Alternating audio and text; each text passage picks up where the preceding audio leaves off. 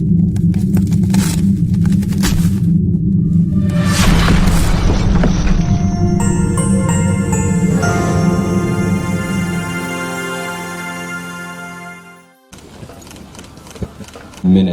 of silence. Thank you. And the town, and every one of them know today that this is the Independent Day of South Sudan. And their hopes and pray are all with us. Their hope is that the better day will come tomorrow. Their hope is that South Sudan will achieve its promise tomorrow through somebody like you and I. This is what they're hoping for. As we stand here, all of us know that we have achieved the independence. But we both know that the independence itself is not enough. The independence, the freedom of independence, it has so many components to it that every country must achieve. When you get your independence, you have to go line by line, item by item. Today we achieved the independence and being free from the suppression of Khartoum that is no longer there. But we have not achieved the individual freedom, freedom that you need in your own house. The freedom that you need as a father, as a mother, as a brother and sister, we have not achieved that. Because the freedom is that when you wake up every morning and you don't even know if your family will have food the next day, you're not free. If you wake up at night thinking that your child is sick and you don't know how you can get them to the hospital, you're not free. If you go to bed at night thinking that your children don't have any means to go to school while your neighbor are enjoying school, you will not be free. If you go to bed thinking that your cattle and your goods are all going to be raided by your neighbor, you're not free. Freedom means that when you're free in all of these areas, when you go to bed at night thinking that you, in the morning, your children will go to school. And when they come back to school, there is food for them at home. When you go to bed at night thinking that whatever happens tomorrow, your government will be there, police will be there, national security will be there. That's the pride of who you are as individuals. That's freedom. That's what freedom means.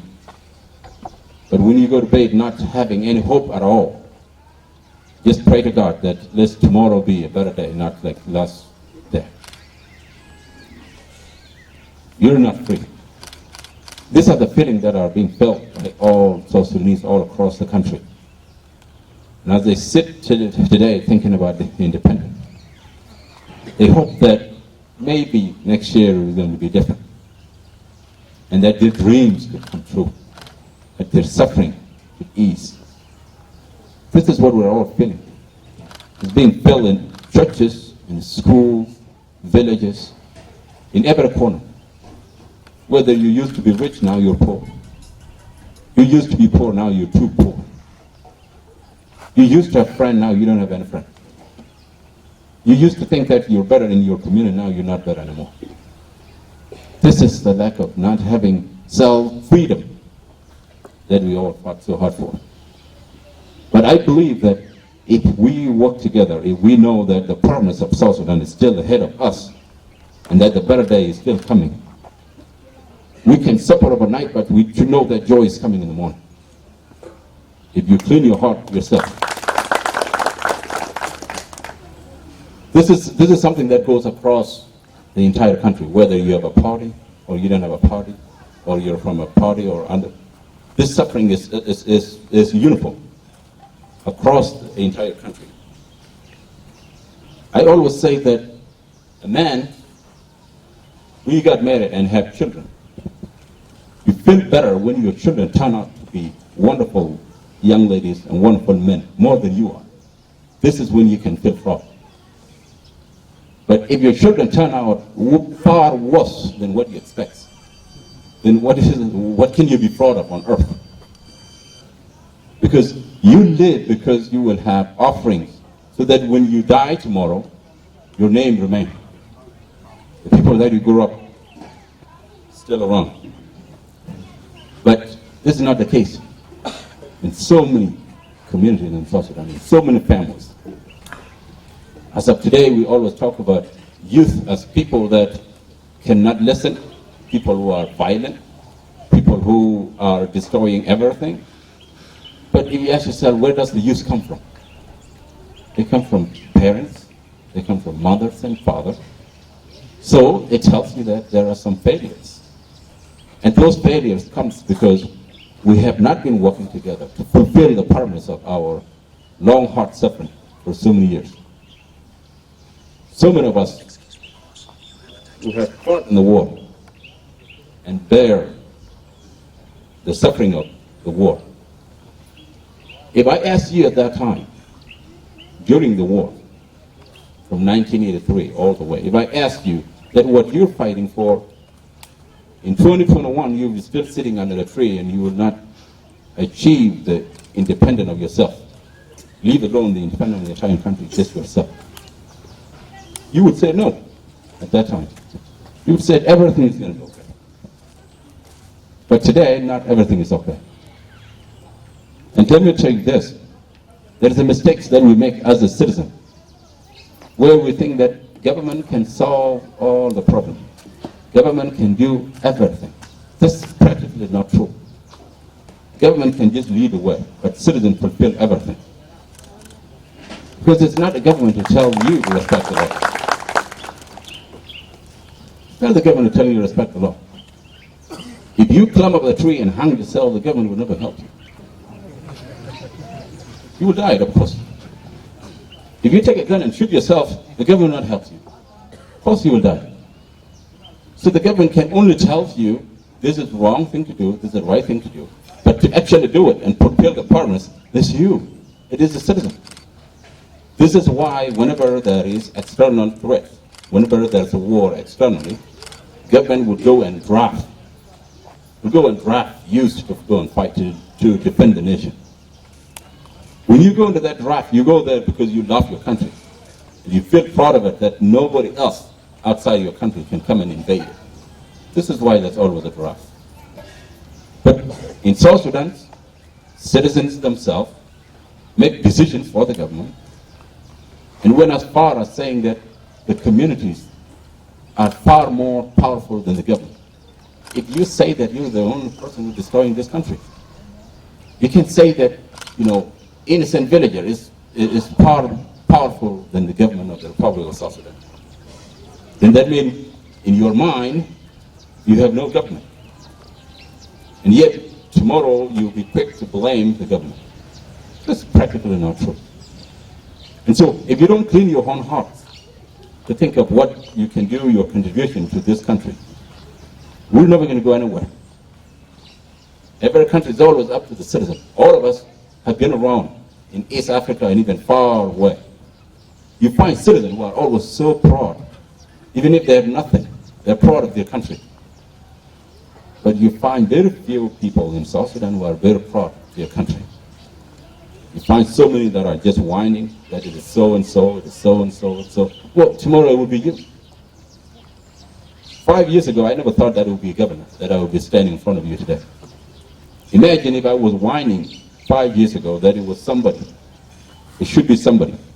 Well, today is me. And tomorrow it will be you also. So all I can tell you, my citizens, is that government come and go, but people remain. The dignity that you build yourself always remain. And that's what set you up as a human being. In our country, if we don't uphold this, and we just fill up with anger and greed, we're never going to get anywhere. As you can see now, the rest of the world is giving up on us. The rest of the world is completely giving up. Because people are saying that we support you so much, we help you so much. We're very shocked that this is how we can end up. Well, it is us to prove them wrong, that mistakes happen, but we can come out of it.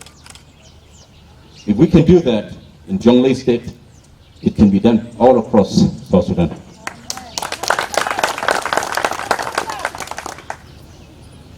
I want to tell you today that all of this work that we've been saying, they're not just good for a government. They're not just good for individuals. They're good for yourself. Because your prosperity, your self-dignity, your self-respect will flourish because somebody else is working with you. If you do it alone, you're not going to do it. If you go so high, we're going to pull you down. But when we do it together, you will go so high and we'll just push you up. That's how it works. It works when you respect even little children. When you respect them, that they're just the same human as you, then it works. It also works when a young person respects elders. That's how it also works. It also works when we respect the rule of law. That's how it also works. But if you say that based on what you decide yourself, how you want it, and when you want it, this is the only thing that works, then other person, they have the same desire. Where they say that's how they want it and when they want it. Then again, we go into a conflict. And conflict always comes when humans have no other decision. When they have no any other choice, they think of violence. Well, if you have heart for the Republic of South Sudan, if you know that all the martyrs, all the heroes that have died are looking on you, don't always push people to the point where they have no option and they just think of grabbing a gun. Don't do that. It doesn't matter how the situation hurts. Always make sure that you keep that limit where you don't push your brother all the way to the point where they have no choice. Make sure that they have choice so that they can work with you. So with that, our citizens, I'm very sorry that we do not have the full celebration of this day. But I hope next year we will have. And I hope next year it will be a brighter year than last year. I hope that next year it will be a year where you can look at your children and say you are contributing something. I hope that it will be a year where you'll be able to pay school fees, you'll be able to pay your rents, and you'll be able to pay for your livelihood. I hope it will be here that you can actually yourself prosper without asking somebody or without begging somebody for help in the Republic of South Sudan. So thank you so much. Happy Independence Day. Thank you so much.